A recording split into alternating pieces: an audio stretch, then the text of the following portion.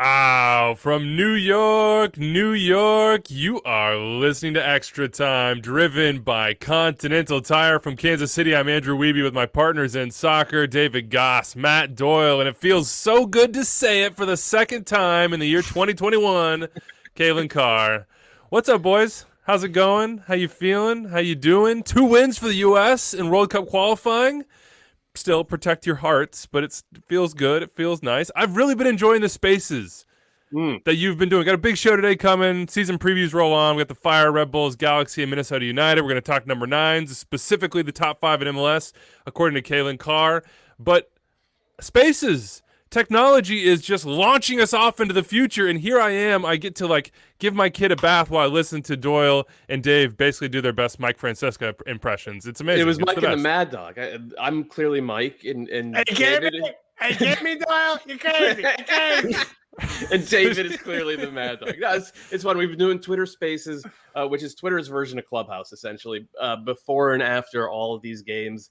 And just follow me on Twitter, follow Gasman on Twitter, or the Extra Time account will retweet it. It's been great. And like for Gasman and I, because we grew up in and around New York, we were like just advocates of we were raised on drive time sports talk radio. So we're living the dream every single time we fire. Dude, I thought you were a Berkeley guy. What the heck's going on here?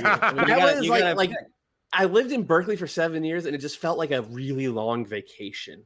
And I miss it. I really do. I gotta be honest. I'm back in New York now, but yeah, I had a nice little winter break. Yeah. It was good. Doyle's ability to code switch between different parts of the country that he identifies with is truly elite. Just boom. Depending on the audience, he might be from Boston. He might be from Connecticut. He might be just New York TID. He might be a Berkeley guy. He might be Riviera Maya, straight up on the beach in Mexico. It doesn't matter. That's my favorite, Doyle. I just realized I'm definitely going to be doing Twitter Spaces from the resort down in Riviera Maya as I suck down multiple palomas. Oh my God. That is which quality. is a pretty Mike Francesa move. He normally probably does Florida, but it's the same thing. Twitter Spaces Umbrella didn't know. liquor special. I like it. More like a clear liquor special. Yeah. That's the good stuff. Look, we're going to do that today as well. I don't know. You won't know it because this comes out at 5 p.m., but I think we're going to start trying to do the overflow of the mailbag because we always have, and Dave, you know this, you put together this whole beautiful mailbag rundown of all these incredible thoughts from our listeners, 401-206-0MLS, extratime at MLSsoccer.com if you don't know, and then we don't get to enough of it, and it's a lot of good content, so we're just going to give it a try. After these shows, go check us out on Spaces, probably like noon, 1 p.m. Eastern time-ish on Mondays and Thursdays. We'll retweet it. We'll send it out. We'll have fun with it. We'll see if it sticks and if it doesn't. We are never done with this show by noon Eastern time. Are you kidding me? That's not true, Doyle. Sometimes Weeby misses the show. And then we're done. Yeah, we're in and out 45 minutes. Boom. Okay. Now that we've got logistics talk in, it is time to get this thing going. If you have not checked out MLSsoccer.com yet this morning, you should do so. Charlie Boehm has your complete coverage of the U.S. U23s. Sam Jones, who, if you don't subscribe to the Kickoff, absolutely rectify that right now. It is a hilarious daily email from Sam, straight out of the nether regions of his brain. But he has your guide to the ultimate people's players of 2021. What are the ultimate people's players of 2021? They are just El Sino. Just start with El Sino and extrapolate from there. And plus, real soccer is now being played, which is nice. It is March 22nd, and on April 16th, we will have real soccer. Yeah, I was going to say, did we consider preseason soccer to be real soccer? Not the realist. Mm-hmm. It's somewhere on that spectrum, but it's being played. They're playing games. That's true. They're wearing their jerseys, and the coverage is in MLSsoccer.com. Before we get to our produce and honors reminder of the day, though, Ezequiel Barco scored a brace, so that does bring us to whether it is real soccer. And Atlanta United look like they'll sign Alan Franco. There was some rumors that they might not happen. Listen, I appreciate every person for their fandom, but I could not imagine being a Atlanta United fan over the last 3 months and hoping for a center back. It has been, for me, an up and down experience. Every time Felipe Cardenas tweets, it's like, deal is off, deal's back on, deal is off, new player, deal is off, deal's back on. It's a lot to deal with. Yeah, it turns out that Brazilian team was just leveraging you. Or no, it wasn't their team, it was the agent. Or was it the player? Will he actually come? Is it 50% of the transfer or is it 80? We just don't know. But Alan Franco is in Atlanta, but Felipe says there are more details that we don't know. So I mean, just don't. I mean, I guess give him a physical, right? Like TBD. Yeah. That didn't work out that well. Doyle, what do you think about this whole back and forth? I mean, there's two sides of this for Atlanta United. One is a lot of stuff seemingly hasn't worked out.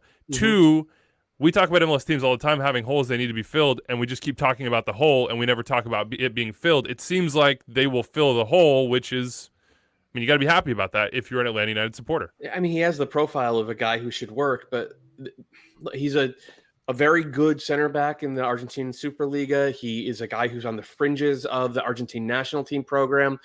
That's a good profile, but as we saw with Nico Figal in Miami last year, it's not a guarantee. And I said it a million times already this offseason. I'm going to say it again. More than anything else, this season in Atlanta is going to be a referendum on how good Gabriel Heinze is. If Gabriel Heinze is as good a coach as he seems to be, as his track record says, and as basically everybody in Argentina says, then this signing is probably going to work out because Alan Franco is going to be put in a situation where he can succeed. So I would be pretty excited by it if I was an Atlanta fan, but you don't know until you see it on the field. No, you don't. The other thing, and I think we've talked about this a little bit, is with COVID-19, you can't travel, you can't go meet people, you're not at the same amount of games.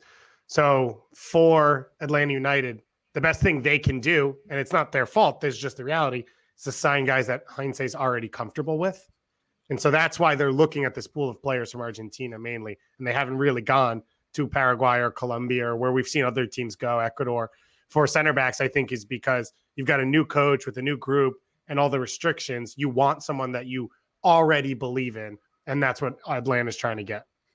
So almost congratulations. I won't say congratulations, Five Stripes fans, because it ain't done yet, and I'm not believing it till it's done. Heinz is trying to become a champion for the first time in his history as a head coach. Guess who is a champion? It's our producer and honors reminder of the day. Congrats to eMLS Cup champion didychrislito, NYCFC, repping. He's got the treble, eMLS Series 1 and 2, and now eMLS Cup. He moves on to play a little regional competition. He is basically the god right now. He knocked off the Red Bulls side. Adamu was the representative on that side. New York is certainly blue in this case. Big, how do I put this? Not an emotional guy in high-pressure moments. That's his job. Would that intimidate you more than if there was a guy who every time he scored on you was staring you down, getting in your face, celebrating like wild, as opposed to someone who just, he drops a goal, drops another goal, and he just swigs from his water bottle. Maybe he gives you a little side eye, but that's it. And it's like the old school water bottle. It's the one that has like, the nozzle that if you can spray, like the old Gatorade bottles. So Wiebe, I'm asking you. Yes. Would that intimidate you more? It would. And if I was NYCFC, I might use this to my advantage. I might bring didychrislito in before the playoffs, have him talk to the squad. That's true. As someone who can succeed in high pressure moments and in championship moments, maybe Not he a lot has of that something in that locker room. No, he has something to pass on. He's got something to pass on. You see managers do this too. I think Mourinho did that. They scored and he just sits there frozen, and you try and psych out the opponent that way. I don't know. Maybe he's taking a page. I don't know. We will see. But congratulations to didychrislito. I think he's got a future here in this FIFA video game. All right, let's get to it. Quick qualifying recap because you guys are doing it on Spaces. U.S. national team, the youth national team, the U23s, Jason Kreis's boys, 2 wins. Of course, they kind of snuck one out over Costa Rica, 1-0, and then handled their business against the Dominican Republic in the second half, got a 4-0 win. So now they have better goal differential, I believe they did, than Mexico. They're +1 on Mexico. Is that right now? No, I think Mexico, because Mexico blew out Costa Rica. Smashed Costa Rica. Oh, I went to sleep before the smashing. I guaranteed Costa Rica would win on Twitter Spaces multiple times, and Costa Rica got smoked by Mexico. Yeah, David Goss is 0 for 1 on guarantees in 2021. Really, but I'll take it because it meant the U.S. clinched. So now Mexico and the U.S. have already clinched for the semifinals. It's a dead rubber. This match, it actually doesn't matter for anything except bragging rights and then who you face in the next round. And I don't think that's hugely important, given that from what I saw, Canada and Honduras are roughly same level. Would you agree with that, David? Yeah, I would say so. And we talked about this a bit, but for Canada, same as the U.S., most players from MLS or CPL. So they're in preseason. So while the group's pretty talented, they haven't performed that well. In Honduras, this is not the strongest group, although they are bringing a few more players. All the teams basically have been getting players as this tournament has gone along. They could improve, but these two teams should not be as strong as what Costa Rica was. and what Mexico is. So for the US and Mexico right now, you've already clinched. All you need to do is win your semifinal and you qualify. You don't have to win the final. So that's the one game that matters. And I don't think that it matters enough. You also won't know because Canada and Honduras play each other for their last game after the US versus Mexico. So there's not that much to play for left in that one. And then the semifinals, everything. Yeah, that's everything. Should Jason Kreis, how should he approach Mexico? Because the game doesn't matter. It's bragging rights, and I don't think bragging rights matter at all in this case. If you beat Mexico and then you lose for whatever reason, whether it's maybe yellow cards or it's fatigue or whatever, injury that occurs, I don't know what the scenario is, but I don't want to talk about it. I'm knocking on my desk right now. All that matters is the semifinal. Get to the friggin' Olympics, man. Should they just approach it as if it's just like a step on the road to that moment? Yes. And that means don't play guys who are carrying yellow cards. That would be Jesus Ferreira, Justin Glad. There's one more carrying a yellow. Is Hassani carrying a yellow? I don't think so. But there's one more player carrying a yellow. Like, don't risk losing them. Manage minutes. So that means Ewell, Vines, maybe Jonathan Lewis sits for this one for, other than like the last half hour. It sucks because if you're a U.S. coach and you're a U.S. player, you don't want to go into any match against Mexico at anything less than 100%. But for the good of the overall project, which is qualifying for the Olympics, this game does not matter. It just doesn't matter. The entire thing rests on that semifinal game. Who's impressed you guys? Calen, I see you dropping into those spaces. We're giving Twitter a lot of free advertising right now. What do you guys think? Who's impressed you? Hassani had the 2 goals. They were beautiful. Yeah, Hassani, I think Ferreira plays a really important role for the team. So I agree with the idea. He picked up kind of a soft yellow card in the last match. And so maybe you rest him in this one and you give Soto a chance from the beginning. He gets a goal. He gets a start. Hopefully he gets going a little bit too. I could see Benji Michel coming in on that right wing for Lewis, giving him a bit of a rest. And Michel has been, I think, a really good change of pace off the bench. The question is with Saucedo, is he better from the start? I really like that he was one of the few players that was really willing to go at guys in that first half. In the last match, they just seemed a little bit methodical. He's one guy that's not afraid to run at guys or try and take a little bit of a risk, but he also could be really dangerous coming off the bench. So I think Ferreira is really important in the way that they want to play with that dropping back, getting in possession, and then being able to facilitate into the wings. So I liked all those guys. But yeah, Dotson's an interesting one too. I think he was the clear standout of them. We've seen him play a bunch of different positions over his MLS career for Minnesota United, whether it's at right back at times, he can play in the middle of midfield. He could even be a winger at times. You see a couple times he gets faced up and can actually get to the end line and get a cross off. And then the technique around the goal has really impressed me. I mean, it's a tight space. He works well. It's 2 really good strikes, good first touch, can blow by guys. And he even played the ball through, I believe, to Michel. First time ball sent to Michel and behind on the last goal as well to Mihalovic. So I'd like to see. I thought he looked good in the first game. I thought he looked great in the last one. And I think a guy that I think can really give this team some energy. And at times it seemed like they just didn't really have maybe someone to turn over the ball in the right spot or create pressure, or then also add a little bit of, I guess, more energy or athleticism to the midfield, and then the quality around the goal and the confidence right now, especially for a team that hasn't been in form, that hasn't been playing regular season games or even preseason matches yet. You kind of got to go with the guys like him that are in form already and ride that hot hand. By the way, there are some changes for the senior national team as well, but we'll see how they do against Mexico. It is interesting, though, in the Hassani Dotson case and Ferreira, too, for I think Jason Kreis is to come out and say in a couple of ways that we don't agree with the way that they're used or best used at the club level.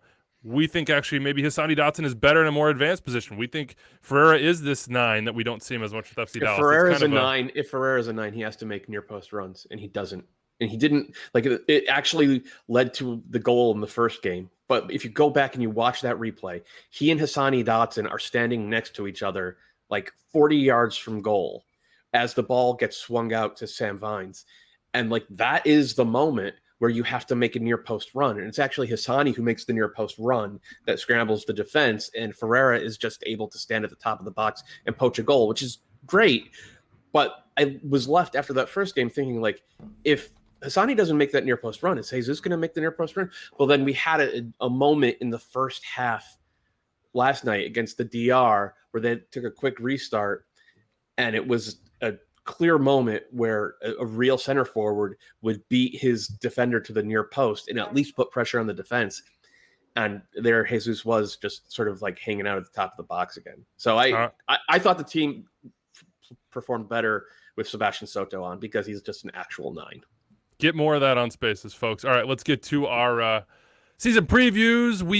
Should we start with Minnesota United since we just got off the Sonny Dotson talk and he's going to be a big part of this? I mean, that could have, I whiffed on that transition, didn't I? Well, let's just, let's do it. We were going to go with the Fire, but Minnesota, you get the honors now. And we start with your haiku. I struggled here. I struggled so much, and I know West Burdine is just going to roast me. I felt that the Loons had a fan base that would feel very strongly about the quality of this prose. So here's Minnesota United. Bebelo the God, looking for doubters. A number 9. MLS.com. That's where the rumors are. That's where the doubters are. That was not my best work. Don't give me that face, Dave. I'm so sorry. I appreciate it because Rodrigo Sanchez Chavarria, who's a legend, who came at me on Twitter and said that he liked you more, is, I think, a poet, a professor of poetry. So now you're off and I'm back on top. So we don't know that. We don't know that. We don't know what his tastes are. Okay. Let me know. All right. What do we think about this season for Minnesota United? What is 2021 for the Loons? Doyle, what do you think? It's still TBD because they have a couple of holes, the big one being center forward, but they showed last year that they're willing to go out and spend, and that obviously over the past couple of years, their signings have been much more targeted, much more effective. Given how good Bebelo was, given how good the entire team was in the postseason, given what they've brought back, and given how it seems they're going to try to use that DP number 9, like, this is a top 3 team in the West.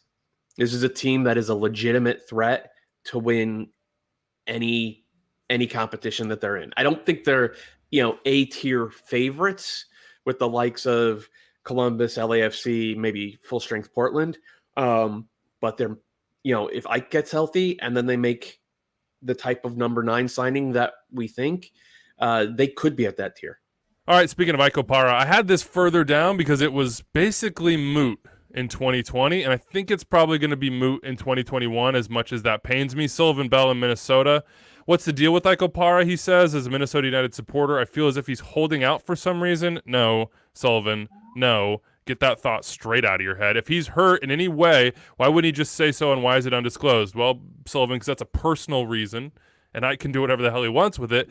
Does he want to be paid more? No. He got a new contract. Traded? No. I don't see how this benefits anybody. Well, that's true, but look, people have physical issues. People have injuries. It doesn't always have to be that those things are out in the open, and that seems to be what is the case right now. The Ike Opara is having some personal issues with his body, and he doesn't want to share it with the world. So until we get more news, that's where we are, and Ike Opara is not going to be in my mind right now somebody you look at with Minnesota United and say he's going to be on the field. So the nice thing is that they proved last year that they can be okay without Ike, and that didn't seem to be the case in 2019. In 2019, it felt like everybody was on Ike's back, and he was sort of dragging them into respectability. Well, they got there, and now they seem to be staying there. So that's a good thing. Let's go to, how about their key signings here? You got Callum Montgomery over from FC Dallas. Young center back. We'll see what they can make with him. Will Trapp comes over from Inter Miami. Probably a backup. If I'm thinking about same from Inter Miami, Juan Agudelo currently not a backup, and then they got Patrick Weah as a homegrown. The big one now, though, as far as signings goes, what you said, Doyle, it's center forward. Ramon Abila from Boca Juniors. He's 31 years old. He's got a pretty good goal-scoring record across many years. He's a starting center forward for Boca Juniors. Is he right now because of injuries? I thought he was like way down the depth chart. He hasn't played all year. I thought he was the starter. No. I think he's played. The way I have it down is he's played 9 times since 2019. Okay. Yeah. Coming over He from Cruzeiro. scored a goal in the Copa in the Libertadores final against River. He scored a goal. and was big in that moment for that particular team in like 17, 18, 19. But right now he's down the depth chart. Reports are that Boca have said no because it was a loan proposition, etc. Maybe this is just the beginning of the negotiation period for Minnesota United. We're going to do your nines later, Calen, and I expect. Go ahead. Oh, sorry. I was just going to ask this. You guys keep talking about Minnesota needs a number 9. They made the Western Conference Finals starting Robin Lod there, and we've seen Lod struggle at left midfield. Is he not a starter on this team? How does all of that fit together? So first of all, let me just correct. During the Copa Diego Maradona back in January, he was Boca Juniors starting center forward. So, and he scored 4 goals in 4 games. Okay. So that's probably why Boca's saying, I don't think so. Alone isn't going to do it for us. He is 31 years old, though. Yep. Calen, back to you. I'm guessing the Minnesota United. When I look at Goss's comment, I thought was actually a good one, because for as much as Adrian Heath, everyone thinks that he wants a certain type of number 9, he's cycled through maybe 4 or 5 of them that have fit the profile, but haven't really panned out on the pitch. And so maybe that's not what they need. And I think when we look at how they did in the playoffs last year, it's a great point, Goss, that they just looked so much more dynamic with Lod playing there, dropping off, getting him behind. He could move. They were more dangerous on the wings, and then with Reynoso drawing a lot of attention, that really opened things up. So, hot boy Kevin Molino's gone. I think that's the piece where it's okay. Yeah, we have Reynoso, but you kind of also needed that X factor of somebody that could maybe beat you on the dribble or do something unexpected, and that's what Molino did. But they look dynamic even without a number 9. So when we look around also the way, a lot of teams are beginning to play, or the national team, at least, to some degree, seems like it right now, on the U23s, and then even with the first team, I could see that being something that they explore. Also, when you look at the price tag of what it costs to bring in a big time number 9 from a Boca Juniors, is that really what they need, as opposed to really upgrading maybe more at the wing position and finding a replacement for Molino, and then Lod does the job, and then you have some depth coming off the bench for a different look, if you want it. The reason we can talk about it like that is because of Reynoso, right? Like, without Reynoso, this conversation is basically moot. So that's our star spotlight. It has to be Bebelo.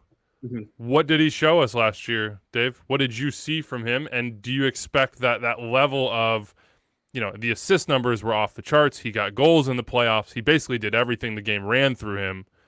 Is it sustainable? Do you think that is going to be an every week in Major League Soccer regular season full grind Reynoso? Or was that like into Minnesota, Jack to be there, big moments, big games, has Molino next to him, and off and running? No, I think it's sustainable. First of all, a lot of what he did early was without Molino, because Molino was in and out of the lineup. And this is a guy that's entering his prime. So this isn't an idea where, like Darwin Quintero showed up, played well, but you're talking about a guy entering into his 30s. This is who they went out and got. And I think you looked at a guy who always wants the ball, can range from side to side to come pick it up, doesn't always have to play the final pass, is happy to drop a little deeper and set guys up for the right angles to play into the box or to play down the channels to create opportunities. And then when he is the one that plays that ball, it's perfection. It's curling the right way to get it into your get into your stride to shoot. It's balls dropped over the top with the perfect chip, the perfect backspin. He's an elite chance creator. I think he will continue to be this year. And that's why all the other little pieces with Minnesota are okay. Because, they survived last year without Ike. But we don't know that Michael Boxall or Didychrislito can keep up that performance this year. We don't know, as Calen said, how they're going to replace Kevin Molino's production. Do they get a number 9? Where does Robin Lod play? And yet Reynoso is a top number 10 in this league and will create opportunities game in and game out to give them opportunities to compete. What makes him different from some of the other ones we see? Like, I think we get it. We're going to do dump number 10s on Thursday, but like, as we watch him, as we try to compare him, as we try to, explain why it is that Minnesota United, without this sort of position that is lionized in this game, a goal scorer, can be a top 3 team in the East. Because when you said that, Doyle, I guess I still have some doubts as to whether they will be that team over the course of a whole year. But maybe I'm still just that MLS.com doubter. You know what I mean? Maybe I just haven't got wrap my brain around this new era of the Loons and Adrian Heath's team. Yeah, I mean, every year is going to be a test of this team's ability to adapt, right? And we doubted going into 2019, even though they had signed Ozzy and Ike, and that really worked out well. We doubted going into 2020 once Ike got hurt, and that ended up going really well. There are reasons to doubt now, but I think that there are more reasons to be confident. And the thing that Bebelo does as well as anybody in the league is he connects the entire team. The ball is the thing that connects the entire team. And if you are on the field with Bebelo and you make a run, he is going to find you. And that puts the opposing defense under a ton of pressure at like literally every moment. And he's very good at that. He's not as multidimensional as a guy like Ladero. He's not as goal dangerous as a guy like Zelarayan.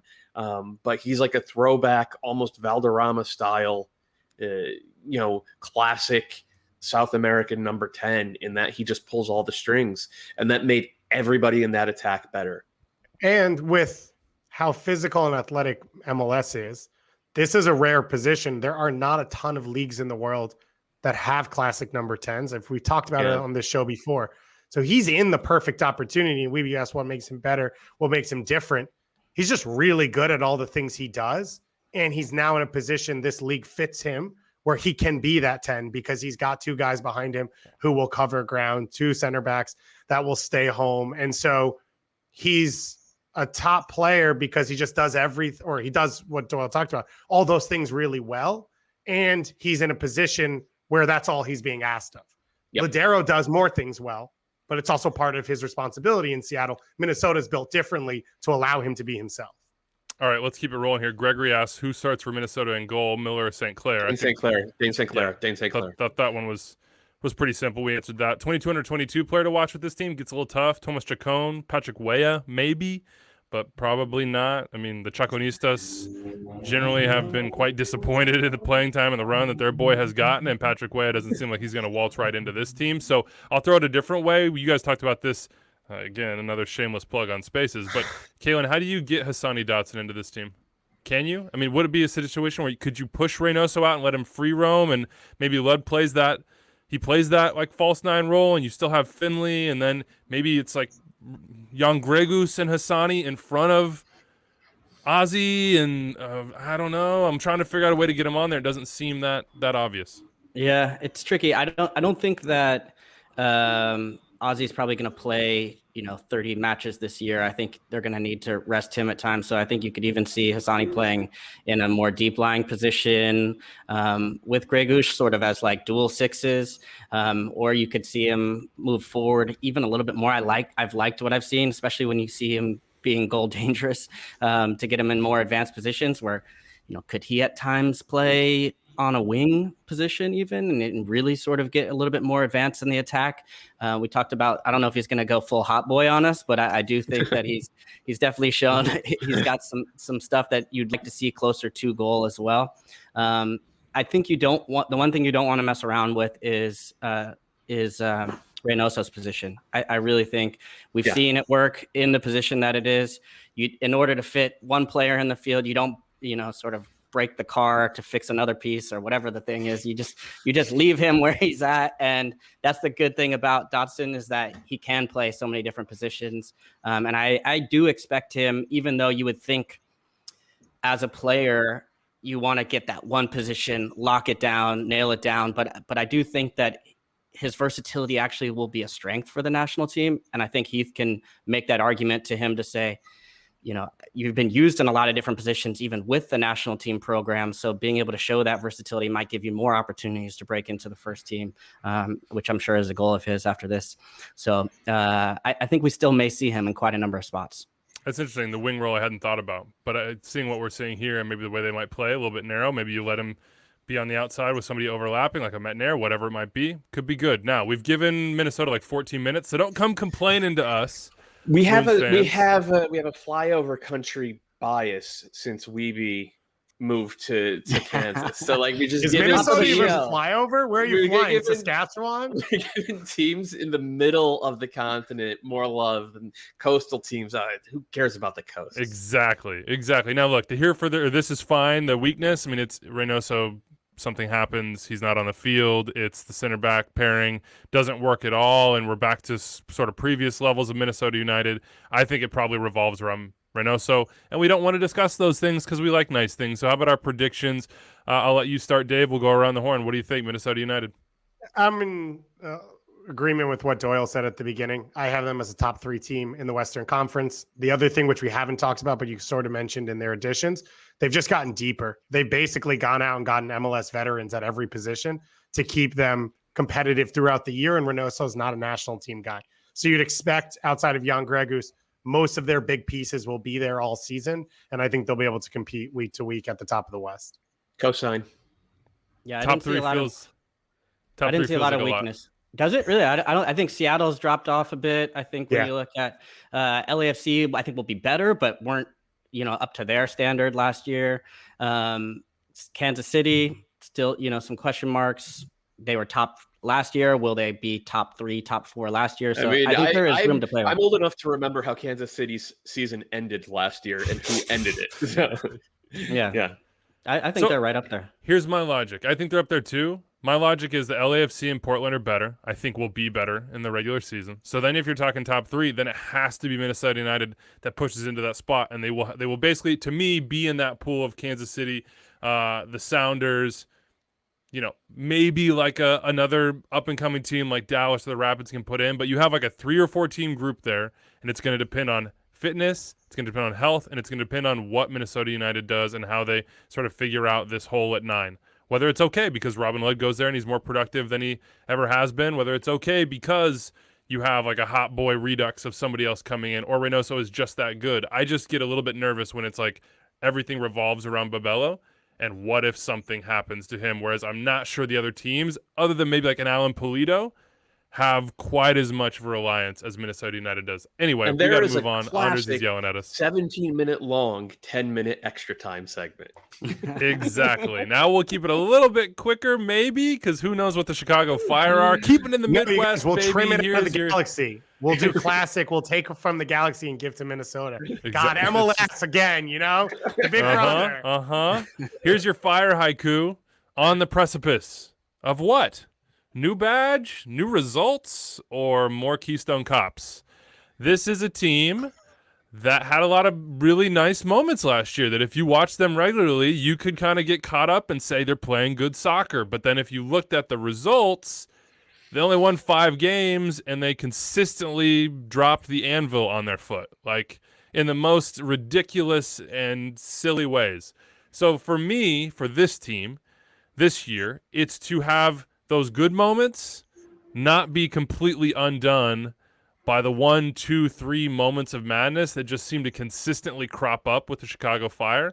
It seems to me like their roster is good enough to compete for a playoff spot and be sort of in the middle tier of the Eastern Conference. I don't think that they're a top tier team in the East. It seems to me like Raphael Wicki has good ideas and has managed to communicate a lot of those good ideas to his players, and it should be better in the second season of trying to do so.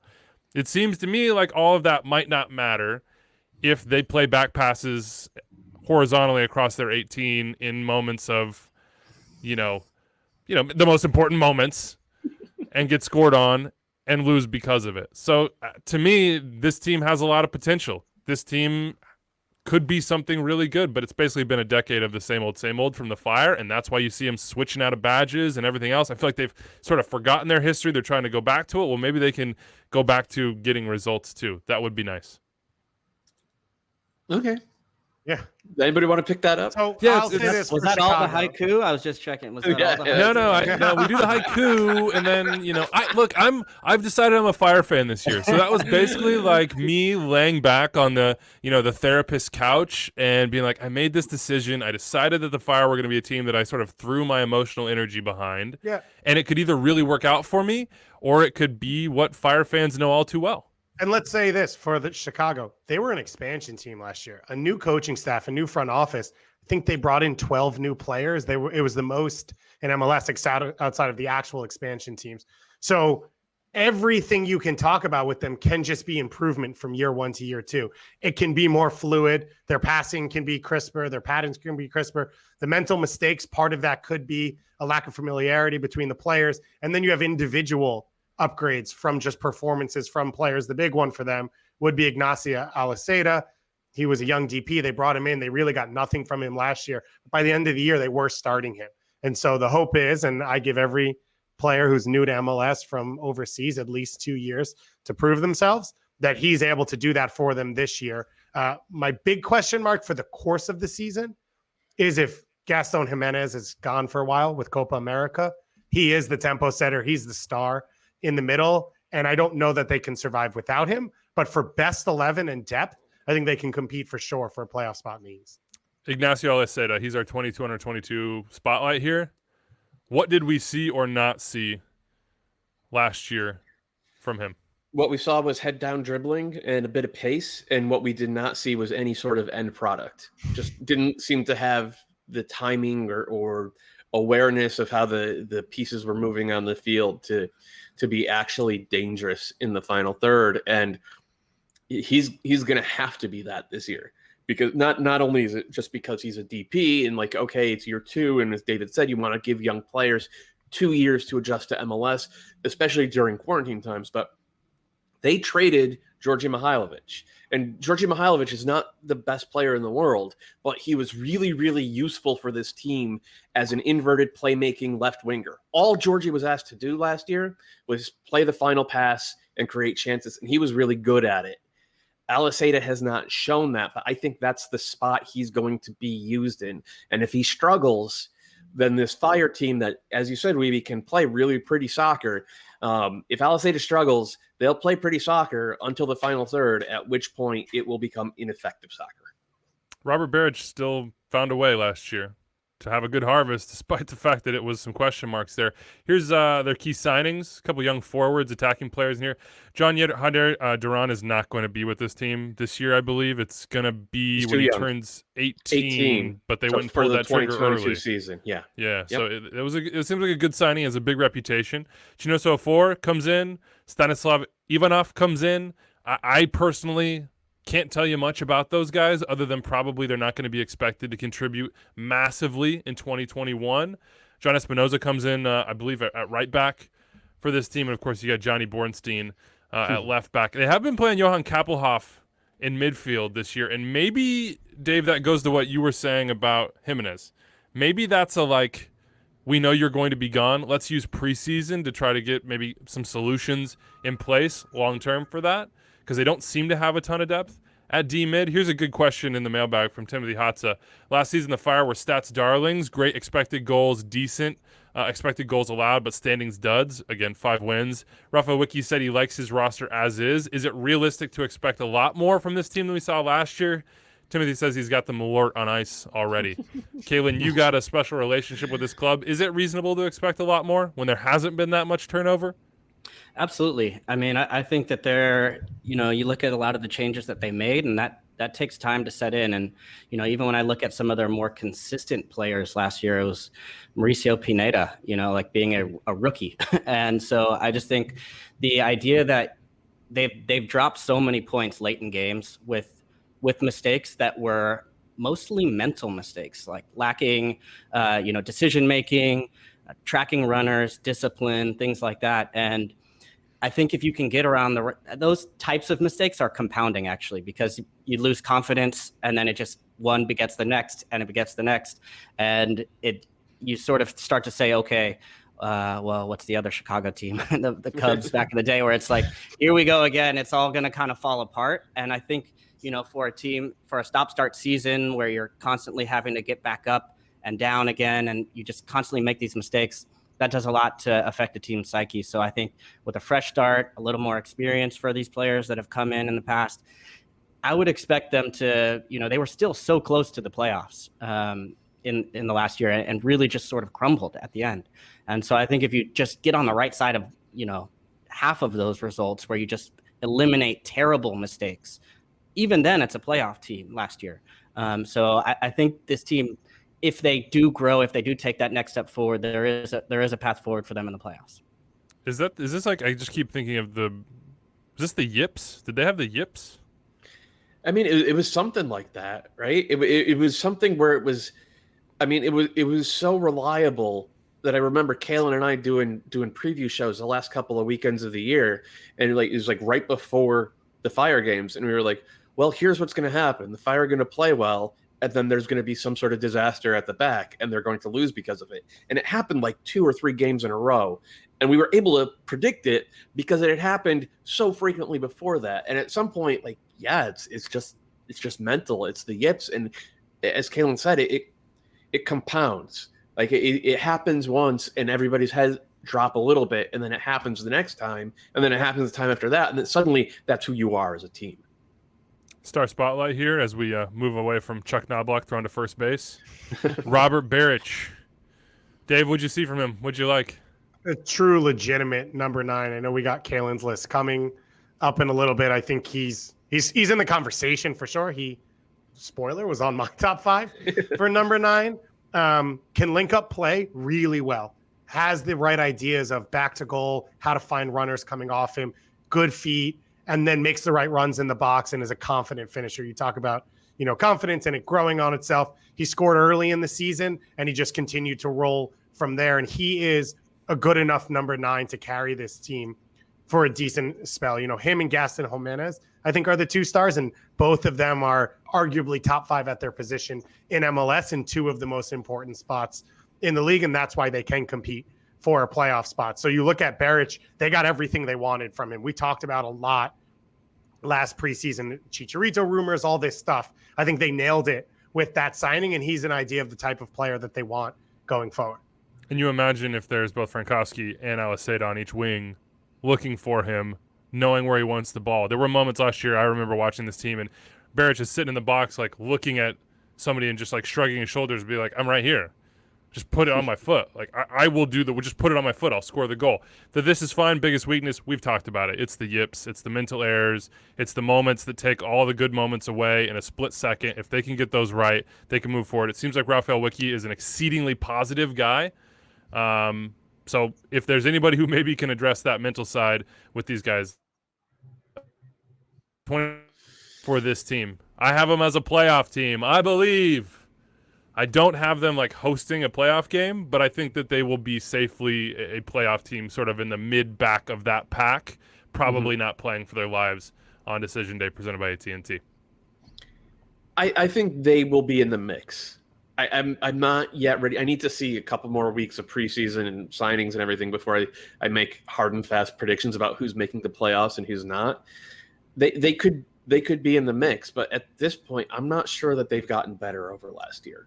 So it's hard to say that they're clearly a playoff team. I want to say that nothing that I say in these predictions is hard and fast. So I'll just say from simple math right now, they were 11th last year and top 10 made the playoffs in the East. If you're going somewhere like that, it feels like Montreal might fall out of the playoffs after the offseason they've had, but Atlanta and DC behind them are going to improve. So I kind of have them in the same spot, which I don't think is negative, because the one thing we kind of brushed over, we talked about Aliseda as 22 under 22. This team has signed so many young players, a lot of them from South America, who are high-level prospects from U20 World Cup teams from Ecuador, Colombia, Venezuela. And so I think this year, it's just, can you be competitive over the course of the season and continue to build that ramp and runway? Because you mentioned, they have a center forward they signed whose contract doesn't even kick in till next year at 17. So this is a club that has an idea of how they're going to improve long-term. And so I don't think they need to make giant steps short-term. They just have to continue to compete. Kevin, I need you to pick them as a non-playoff team so that I can crow without any opposition when they're in. I'm not going to do that, and not just because I love the Fire and I want to see them back in the playoffs, but just when I watched their games last year, I didn't think that they had a huge dearth of talent, or that they didn't have enough going forward, or they didn't have enough even defensively. It was really the mistakes that kept making me think that this team just either lacked discipline or just had moments of lack of confidence or whatever it is. So I think just with the roster, even though they haven't made a ton of wholesale changes to it, I just think it has to progress forward under a new season with Wiki. So I think they're in the playoffs this year. But yeah, I don't know. It's hard to say right now. Well, I'm glad to have you with me. It's us against the world, baby. Here we go. New York Red Bulls 2021, Gerhard Struber's first full season. I don't count that playoff game as much of anything, to be honest with you. Here's your haiku. Young legs can run, press, but this isn't Jesse's team. No stars. Will it work? Young, very young. All their signings, if you look at all the transfers in, the Andres Reyes, Tom Edwards, Andrew Gutman, Fabio, that's just this window. Go to all of Thelwell's windows. He is going U23, basically, with the guy he's signing, and they're not exactly proven guys. So this is going to be a case of system, of culture, of getting more than maybe the what like the depth chart would suggest because of the way you play and how much the guys are bought in. And it seems like Struber is that sort of coach. We're going to try to get him on the show. We might have him later this week, maybe next week, but he's one of those guys that we haven't got a chance to talk to yet that I really want to pick his brain. Dave, I know you're always tuned in with the Red Bulls.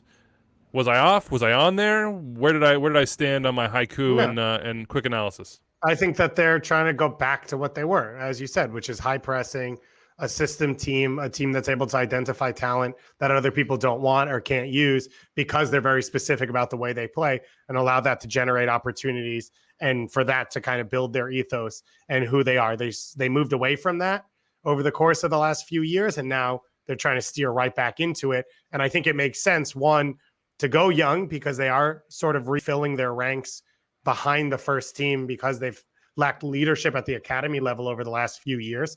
And the other is you look at a lot of these guys, they're loans.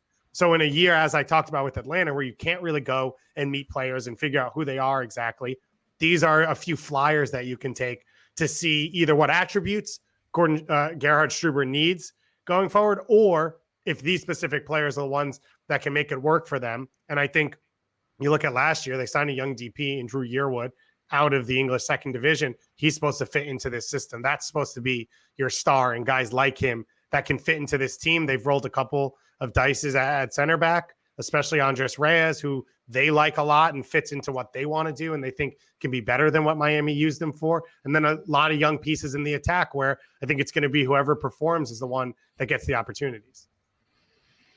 Star Spotlight, I mentioned it. This is a team that at one time had Thierry Henry, Tim Cahill, and BWP all playing for them. Now that was like early days BWP, but you even go to and Sasha those teams Kljestan. aren't that good.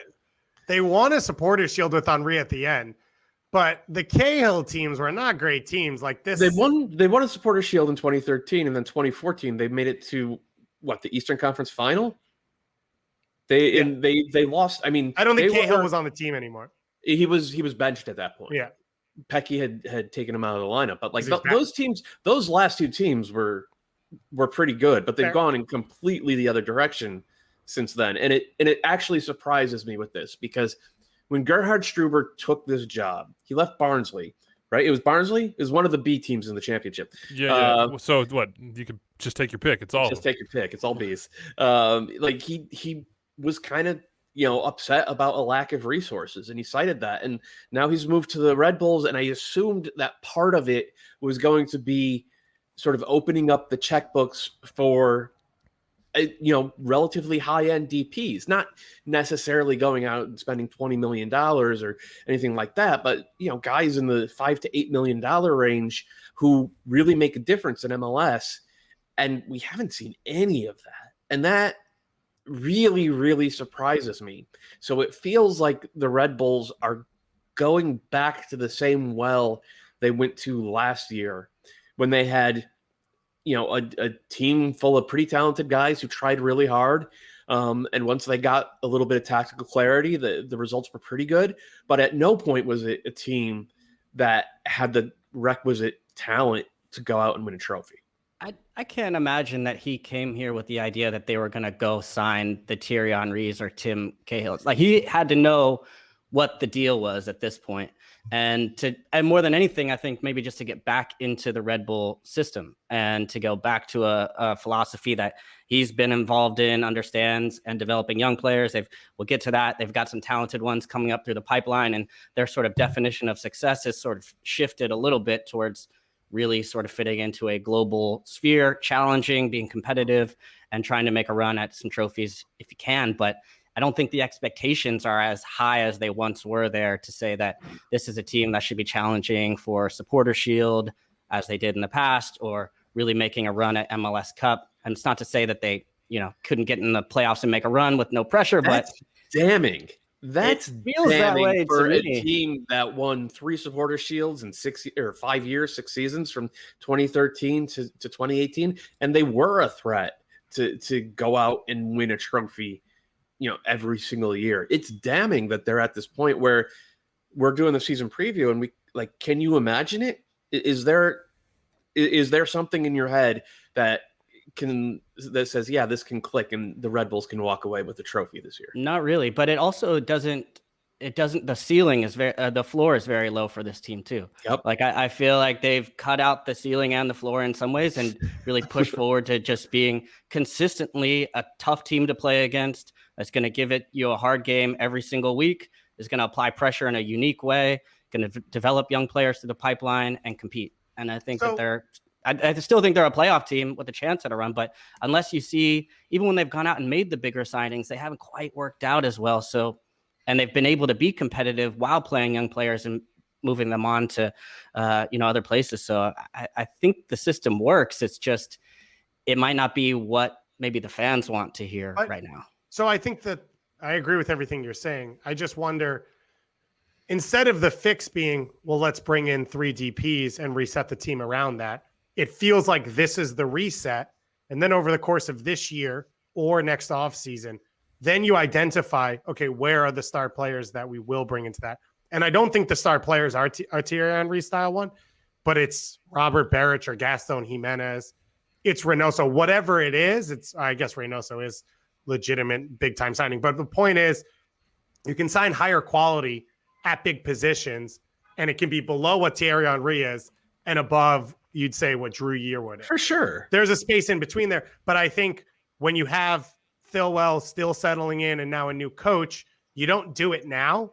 And so it's, let's see what the group looks like over the course of the first half of the season. And then let's start to make those moves and bring those players in.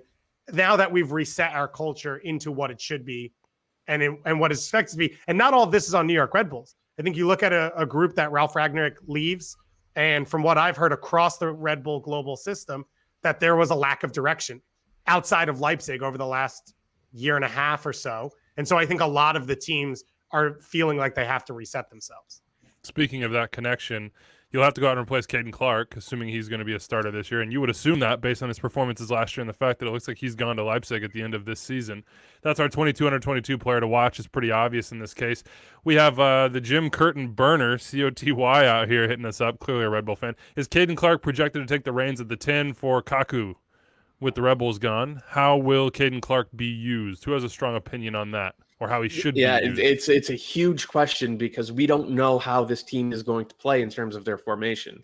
Struber has used a 4-4-2 diamond. He's used a flat 4-4-2. He used a 3-5-2 at the end of his tenure with Barnsley, I believe. And then in the one game he coached last year, he played a 4-2-3-1 with Clark as a right winger. I think he's probably best as a number 10.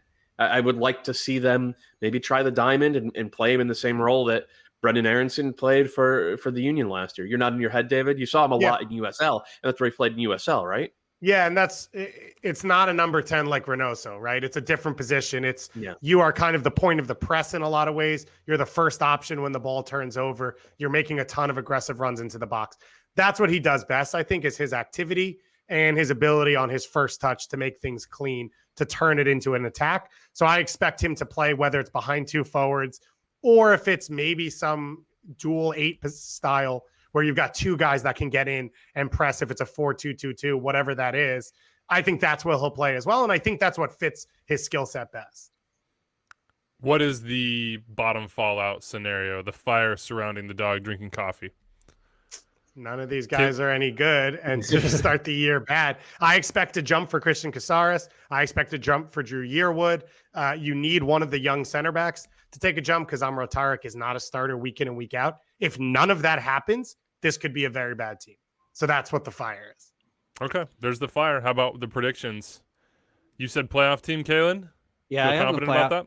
Yeah, I think they're going to see some progression from some of the young players. Like I like Caceres as well. I really like Caden Clark. I think he can become a star. Every time the game got bigger, he seemed to get better, and he's a pretty fearless player. So I really like him to advance. I'm excited to see him this season in a more regular, season. And I think this team is squarely a playoff team. And I've heard really good things about Struber. So I'm excited to see what type of style he wants to play and, how he implements that Red Bull system. I think in the hunt for a playoff spot, and if they get in, they won't be hosting, at the bottom tier of that playoff picture. They're kind of in the same place for me as the Fire are, maybe a little bit more. I don't know, same place, honestly. But the hard part here is we keep saying playoff team, but come on, we don't even know how many teams are going to be in the playoffs right now. That's not even, we don't know. So it's hard. So take all that with a grain of salt. Dave, I think you got firmly the a playoffs? playoff, a playoff team. I don't know how to word this, so I'm just going to say it. There are enough people who shoot themselves in the foot in this league that if you have an idea of who you are and how you want to play, and you do it intelligently week in and week out, you'll win games in an MLS regular season.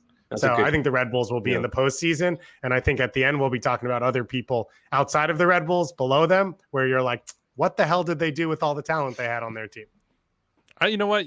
I thought you said that extremely well. Yeah, I like that. Yeah, you said you didn't I was going to call someone an idiot, and I didn't. So. Well, there we go. All right, Yeah. LA Galaxy time. That transition wasn't, that's not intentional, Galaxy fans. Nobody's not making that. That's not like a connection that you should make. It's just that we have to move on because we've hit the time limit here. All right, let's get to it. LA Galaxy and Haiku. Forget Instagram. Big clubs demand big results. The work begins, Greg. And I say Greg, and I don't say Chicharito. One, because Chicharito has a lot of syllables. But two, because I don't think this is on really Chicharito. Like, he has got to perform, yes, 100%. He's getting paid to do it. He's got the reputation. They need it from him. But the work for the Galaxy is much, much bigger than that. It is the foundation of everything that they're doing. It is the plan. It is the way the culture is being developed. It is the day-to-day. It is the in-game stuff. It's literally everything. Like, this is a club to me, and hiring Greg Vanney, that they said, come in and remake us into what we should be because we are not that right now. So none of the none of the spackle. Can't paint over the issues. You don't have Zlatan to do that. It's got to be truly like a transformation for the LA Galaxy this year. They've made a lot of signings, maybe not some of the ones that we've expected so far, which we'll get to. Greg Vanney is the biggest of those signings. You have Jonathan Bond coming in at goalkeeper, looking for games. Jorge Villafaña, we know him well. Sueño, he's going to be a starter. Derek Williams, probably going to be a starter at center back, you would think, coming over from the championship. Victor Vasquez in. We haven't really talked about that. Maybe this is a good time. Samuel Grandsire's coming in from France. Looks like Kevin Cabral maybe could come in as well from France. He's a 21-year-old left winger in League 2 right now. I think like 7 goals, 5 assists this year for Valenciennes. A couple $1 million is what it's being reported at. The one we don't have here is Christian Pavone. If you've been following the news around Christian Pavone, which I'm sure we all have, he is on trial now, and correct me if I'm wrong about any of these details, guys, for rape. So it's very, very serious. It's looking, they have expressed as a player that they would like to have him back, but that is a situation that's far bigger than soccer and much more important than anything we'll talk about in this LA Galaxy side. It is I will call it an opinion right now, that it's probably time to move on from Christian Pavone as an LA Galaxy player. Certainly because of the personal issues that are happening right now, and the legal process is ongoing, so I don't want to make any sort of grand statements about what that legal process means other than we all understand the seriousness of it. But from a strictly soccer sense, wipe the rest of that out. He had surgery on 2 ankles, and he is at least a $10 million player, it seems. He is a best 11 talent in this league. But it's probably time. We shall see what happens with the Galaxy on that front, and that's why you're seeing guys like Kevin Cabral linked as well, because you got to move on at some point. How about Victor Vasquez, though? What do we make of this signing? I don't think we talked about it, or did we mention it on Thursday? I mean, obviously, he and Greg are boys from from those glory years in Toronto. Is this the right sort of move for the LA Galaxy? I think this is a low end, a culture move to bring into the locker room. This is not, if Victor Vasquez starts 10 games this year, I think the LA Galaxy are in trouble. Yeah. 10 games? I think just try to get 1,000 minutes from him as a sub. He can still pass the ball in games where you're throwing the kitchen sink in at the end to try to, get a result. It makes a lot of sense to bring him on because he's still absolute magic, but his legs are gone. He can't, even in 2017 when he was so great, he couldn't move that well. And we're 4 years later on, and he's not aging backwards, but it's as a culture move and as a potential like super sub problem solver. Like hopefully in the best case scenario, he is the number 10 version of Ilsinho, where he comes in and he plays 20 minutes and he just changes the game. And that's all you're going to ask of him. So, I think he's also going to have a huge impact in the preseason and understanding what Vanny wants, because as a manager, when you come in and you impart your ideas and you're trying to, convince the team and to get some understanding, it's one thing to say it, and it's another person to sort of have somebody out there who understands it, who can help you implement it. And of course, Vasquez is going to have the respect and trust of the locker room. So when he's out there and is sort of a little bit of a coach on the field to help bring some of these ideas to life, I think that's going to be a thing. And then also coming in late and in big moments. I mean, I think this Galaxy team is still a team with real ambition, although they're going to have to do a big reset. They've got a pretty big, they've still got some big stars on their team, of course. And so I think Vanny, if I'm sure has his eye on the playoffs and so if you're going to be a playoff team, having a guy with playoff experience like Victor Vasquez, a championship at that would be big. So I think the way I see it is you come into this offseason, it was a mess of a backline for the Galaxy. How do you get more to Chicharito? They have made the moves to clean up their backline. Whether it works or not, we can debate, but they went out and signed in their prime center back. They get Villafana. They upgrade at goalkeeper. So they've made those moves. Obviously, everything going on with Pavone throws things in the air a little bit in the attack. But to me, one of the biggest things with this group is we didn't have Jonah Dos Santos on our top 5 at defensive midfielder or number 8, because I don't know which one he is, because there's no one else in this midfield. It's him and Sebastian Lletget, and that's it. And I think that's the biggest question mark still with this Galaxy team to me is, where does Jonah play? Because who does he play with? And this was a team that was basically bypassing midfield all of last year. Doesn't it make more sense, given Jonah's age and range of passing and ability to, receive the ball under pressure, like play him in the Jackson Ewell national team role as like a field orchestrating number 6, push Lletget up into the 8 role, and then find another 8 for the other side and play without a true 10. Like actually institute that system and put, like, because you don't want to have Jonah covering the same amount of ground that he had to cover in 2019. He was insane in 2019. Which is what he's been as a great player in his career, too. Right, but you have to start, like, he's 31, man. You have to start accepting the fact that he's aging and saving his legs a little bit. He can still pass the hell out of the ball and move the game around. Like, start leveraging that instead of asking him to be Diego Chara, because he's just like, only Diego Chara can be Diego Chara up into his mid-30s, it seems. So then to me, that's where the Galaxy need to use that DP spot. You can generate opportunities off the wing. You can generate opportunities through your system. I think you can make signings like a Grand Seer to give you production under the radar better at the wing position than in central midfield. That's where the Galaxy need a star-like player to bring them that quality so that they can control games. And I don't know if it happens in this window because of the way things have gone, or if it happens in the summer, but I think that's the big move the Galaxy needs to make. In some ways, the way that this season is set up is really nice for the Galaxy, and that it's sort of that backload. We talked about it over and over, that there won't be that many games before the summer window opens back up.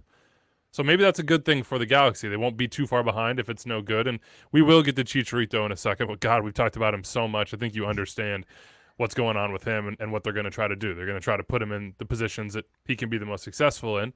Let's do 22 under 22 player to watch. We had an argument. Julian Araujo. He's 19 years old. He's a starting right back. He's very, very good. Is he starting right back? Are we 100% sure? I mean, come on. The Greg comes into. You think like O'Neal Fisher's the yeah, they went inside right O'Neal back? Fisher, but like the whole point of this transition is that you're going to get more out of your city, out of your academy, out of this thing that we lauded them forever for. And to have Julian push his way into the team and look so good and have some moments that were 18, 19-year-old moments, but then yank him back out, to me, that would just be antithesis to what this team should be trying to be.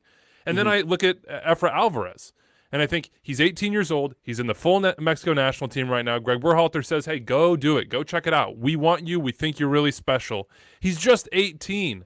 And it makes me feel like all that talk about his fitness and everything else and his professionalism was stupid. You know, and I was a part of that for sure, but was probably stupid because he's only 18 years old and his talent, you know, it's not in a thimble, it's in a bucket.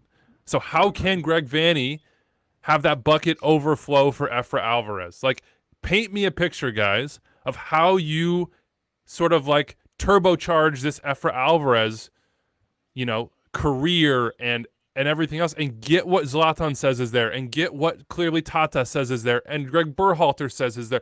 How does this work? Because we said it, they don't have much of a midfield here. They do have questions on the wing. So what is it? Where would he be? How does it go down? I'm of the opinion that Efra's best chance of being a significant professional player would be in the Bebelo role. Would be like, just, he's our number 10. Get the ball to him and let him make magic. But a player like that, you have to protect him with the other players in midfield, and you have to give him specific types of winger and forward, which Chicharito is, by the way. Chicharito would feast with a real number 10.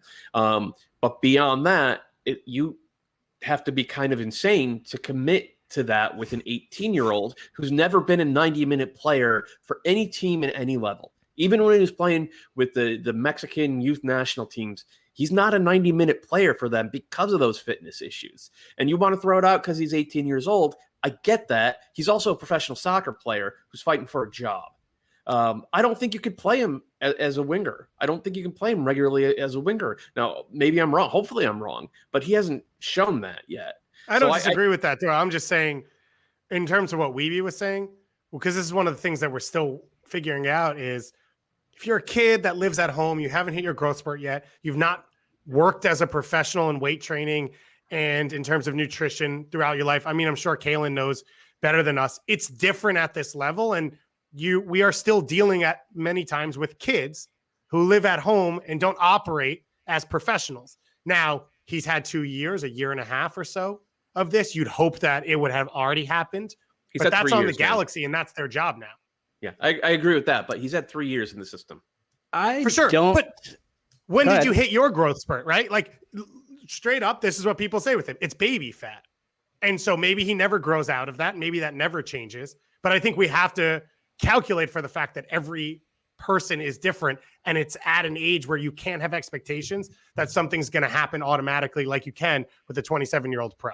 I'm less concerned with his like body makeup and like percentage body fat and all those types of things, because I've played with some players that are, Cuauhtemoc Blanco is like, a lot of guys that are like, I got to get one to show, that, did not necessarily fit the sort of standards of way we think of, Ronaldo-esque, chiseled abs and all that. And I don't think that really matters as long as you put in the work. And I actually think that it is important to see, okay, how do we create the best environment for him? And I agree with Doyle that I think a number 10 position is going to suit him a lot better than being on the wing. And also the challenges of saying, do we want to just really give the keys to this kid at this point and really adjust our system to be able to create for this? Or is it better to bring him off the bench as a change of pace, really get him on the field when the game opens up a little bit, and seeing how that goes? So I also, as much as I love the player kids movement and all that, and there is added responsibility on these teams to get the best out of the players,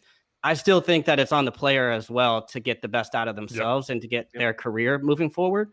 So if he really has aspirations to not just sort of flirt with the U.S. men's national team and flirt with Mexico, but to actually get called in and get minutes and play and really, commit to a long, successful career, he's also got a responsibility in that as well. And that comes with being a 90-minute player, or maybe hearing, the talking heads talking about him and saying, you know what, I can do this and I belong out here. I think he's the type of player that actually plays better around better players, and better in a better system. So I think there is promise with how much change has happened with the Galaxy over the past couple of years and how much inertia Zlatan had, and they had a great relationship.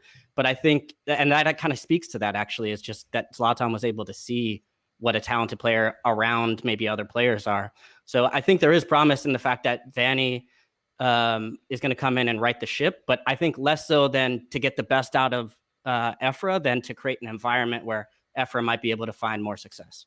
I just want to say this segment should have been about Araujo, because Araujo is the actual 22 under 22 star. Anyway, We've talked a lot about Araujo, but guess what? You know what? We said, hey, Minnesota United, you took that shine from the LA Galaxy. Guess who we're not going to talk about because of that? Chicharito. We've already done it. You know what's at stake for this guy. You follow him on Instagram. You've heard us have these conversations over and over and over. Got to score goals. Got to live up to your money. It's time, Cheech. This is the deal. I've got my top 5 list coming up too. Yeah, we got soon. that. Perfect. Yeah. We'll see if he's there. He's not. Yeah, he's not. The fire surrounding the Galaxy, this is fine. I don't even think we need to do that because you've emerged from the fire. The last couple of years have been the fire, and now you're just trying to like douse yourself in water and hope it doesn't come back. Let's do the quick prediction so we can get to Calen's top 5 number 9s. I'm going to say not a playoff team.